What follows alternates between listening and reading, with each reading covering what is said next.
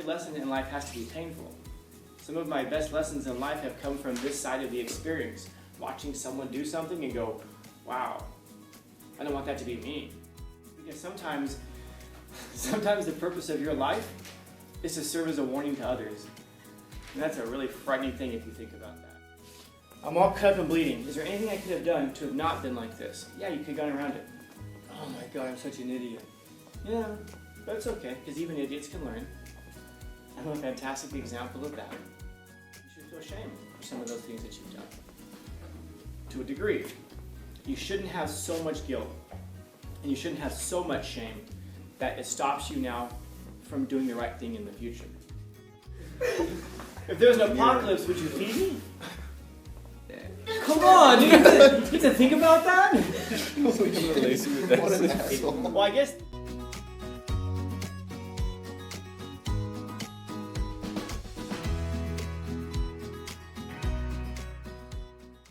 Everything that you guys are saying is true. Just that last part. Don't demand to know, why do these things exist? Yeah. Others.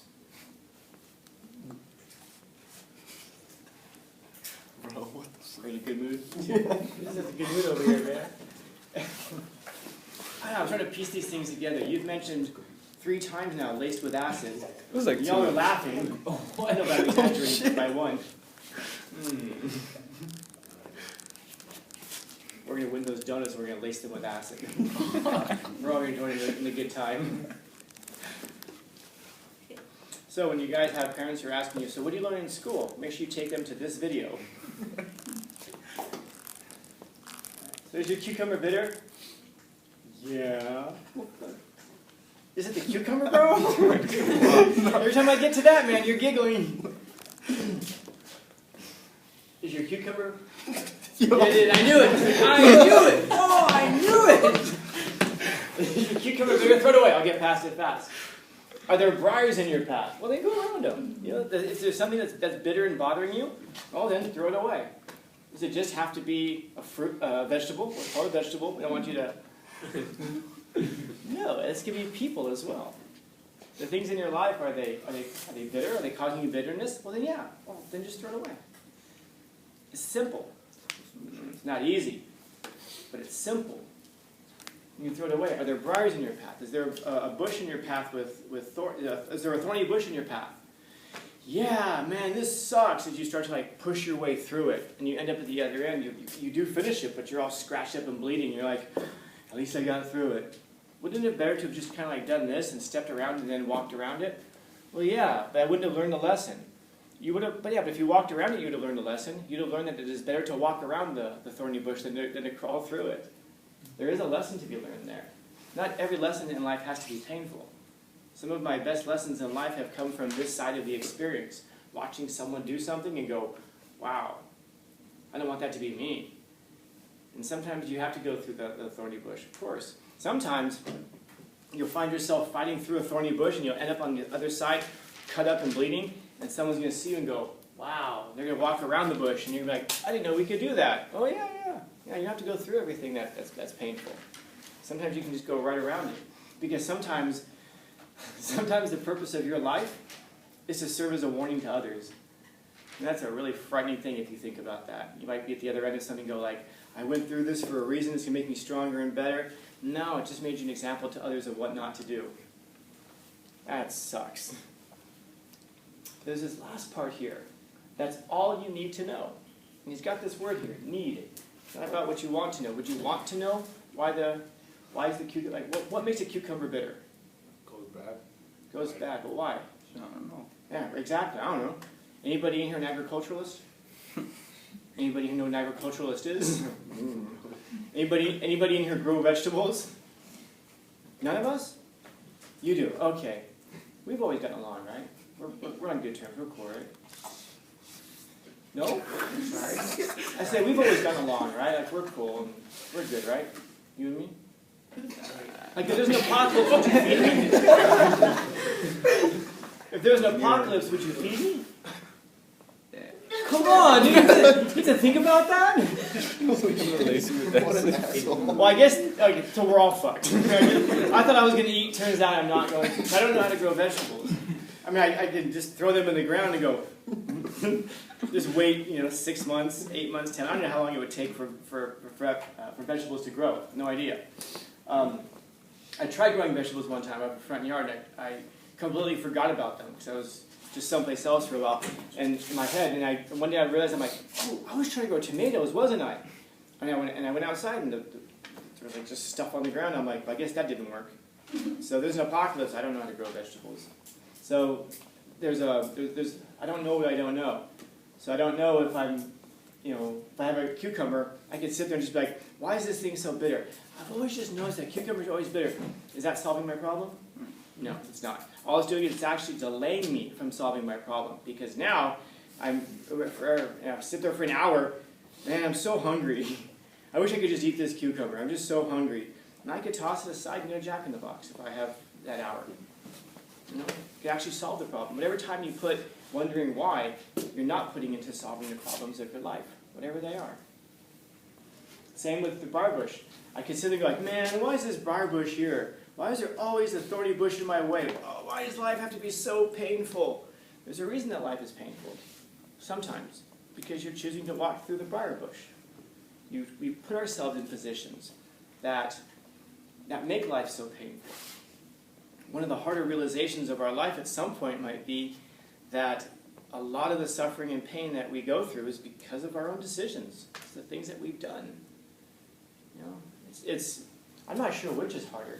I guess you could figure that out for yourself. Which one's more difficult? Is it harder to suffer for the things that you caused, or is it harder to suffer for the things that aren't your fault? I don't know. Or is it harder to suffer for the things that are kind of like a hybrid? Like you caused it, but not to that extreme, but you're going to feel it to the extreme? I don't know.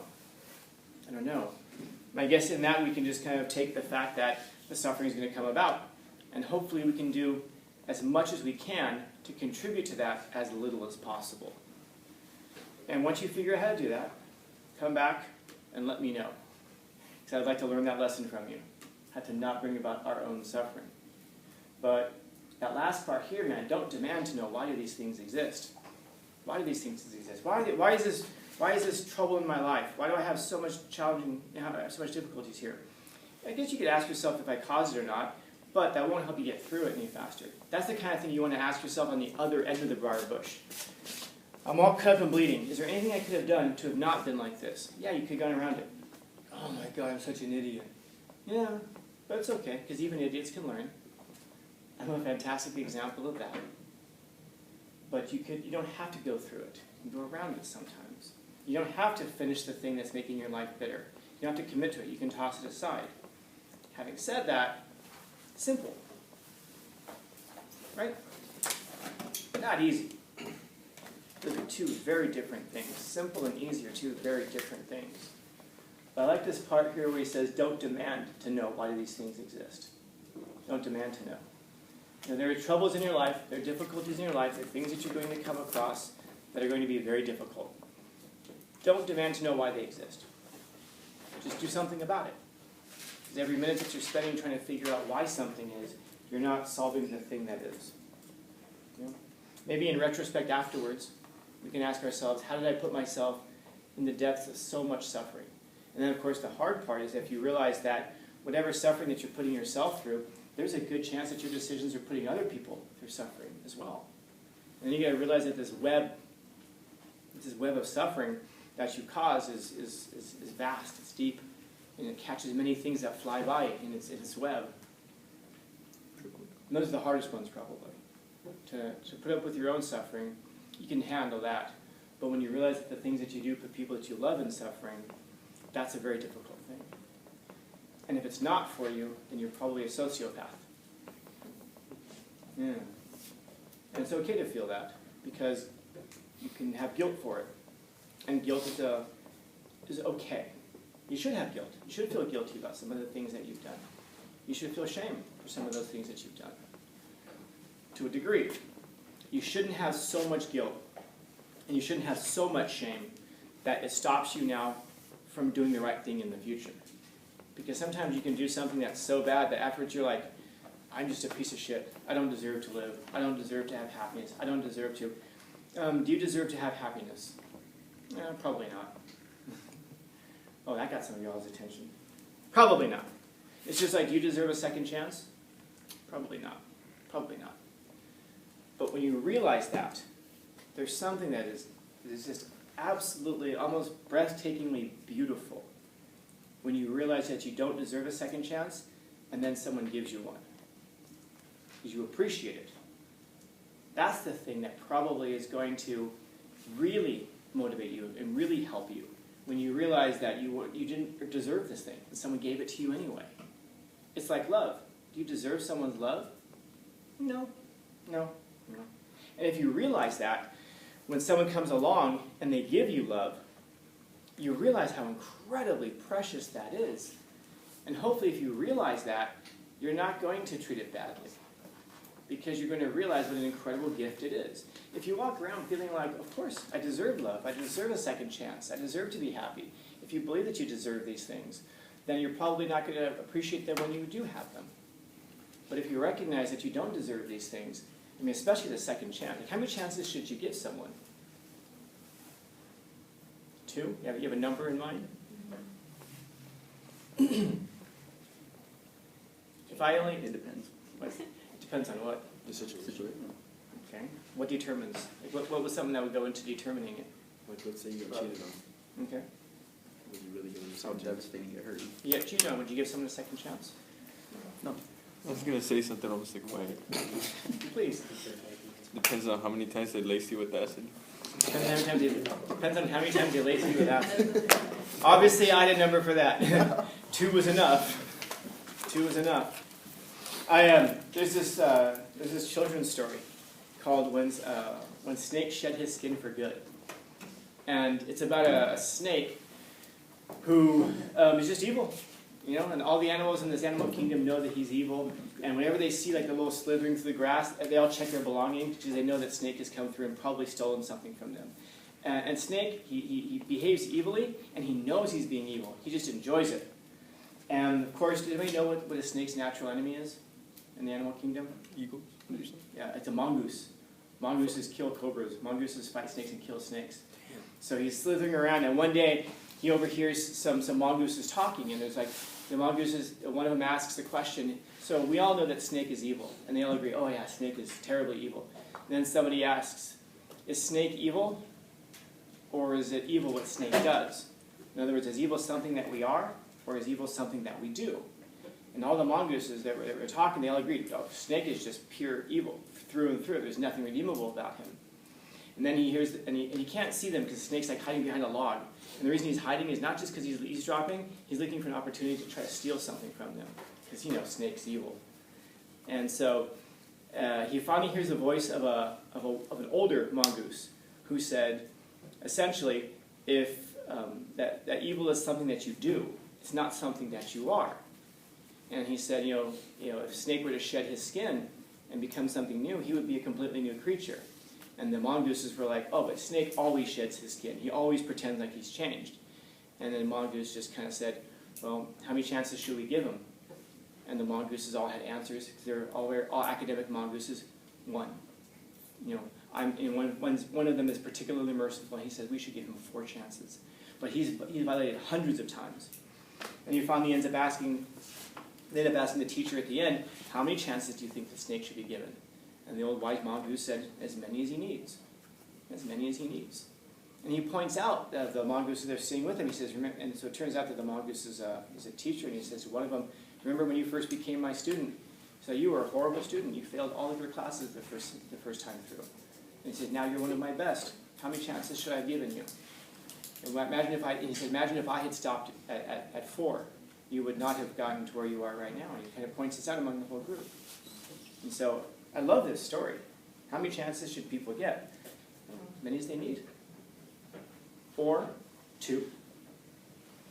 But a friend of mine hates that story. And she says, no more than 2. The one that you tried and the one that you failed, and after that, that's it. Very hard line. I don't know. That's for each of us to decide for ourselves. How far are we willing to bend in order to help people? How many chances do you need? How many chances have you needed? How many chances do you need right now to get better? I don't know. I guess it depends on what we want for people. Do we want contrition? Or do we want punishment? Or do we really want people to be better? Because one thing I can promise you is that if you cut people's chances off, they're never going to be anything other than what they presently are. They're never going to get a chance to be better. So, I don't know. Do you want to make people better? Better yet, do you want to give people opportunities to become better? Or do you want to cut them off right where they are? Are you okay with that? I don't know. You might be. And I don't mean that in a negative way. If you're okay with it, you're okay with it. Just be aware that sometimes the standards that we hold for others end up getting applied to us a lot of times. And so how many chances do you need? I don't know. Maybe some of y'all are perfect, you need no chances. Maybe some of y'all are like me and you're still working on your 4,968th chance. I don't know.